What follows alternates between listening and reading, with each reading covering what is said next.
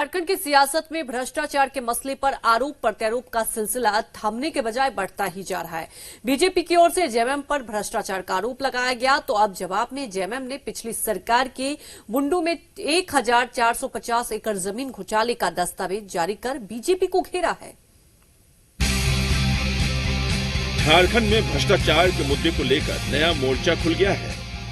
पहले गोड्डा से बीजेपी सांसद निशिकांत दुबे ने अमित अग्रवाल का मामला उछाला, जिसके जरिए उन्होंने आरोप लगाया कि कोलकाता के सॉल्ट लेक में अमित अग्रवाल नाम के व्यक्ति की ओर से बनाए जा रहे 22 मंजिला मकान में झारखंड के कई बड़े नेताओं का पैसा लगा है।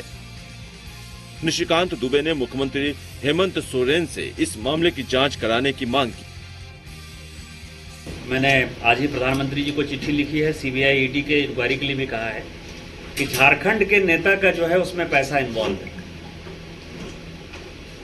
तो मैं ईमानदार मुख्यमंत्री हेमंत सोरेन जी से आग्रह करूंगा कि अमित अग्रवाल के उस प्रॉपर्टी में जो सॉल्ट लेक में बन रहा है 22 मंजिला मकान, उसमें झारखंड के किस नेता का पैसा इन्वॉल्व है, ये उनको बताना चाहिए। इस पर उनकी जांच होनी चाहिए। मुझे लगता है कि उनको भी अपनी जांच करानी चाहिए, नहीं तो ईडी और सीबीआई और इनकम टैक्स तो उसकी जांच करे।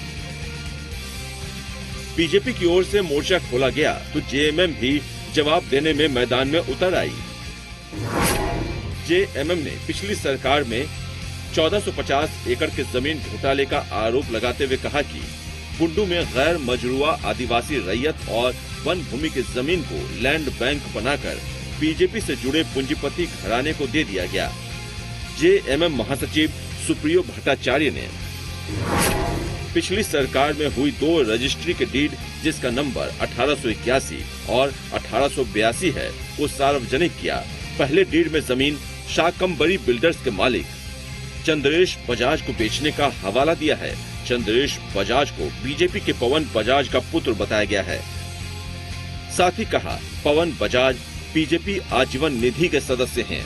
तो दूसरी deed Kosi consultant private limited के नाम है, जिसके मालिक राहुल कुमार हैं। उनको उन्नाव उत्तर प्रदेश का रहने वाला बताया गया है। 1450 एकड़ भूमि में 228 एकड़ जमीन वन भूमि और 513 एकड़ गैर मजरूआ बताया गया है। विपक्ष का दावा है कि हेमंत सरकार में सभी जमीन घोटाले की जांच होगी। ये दोनों डीड आपको ताज्जुब कर देगा कि बुंडू प्रखंड का संपूर्ण एक मौजा जो लगभग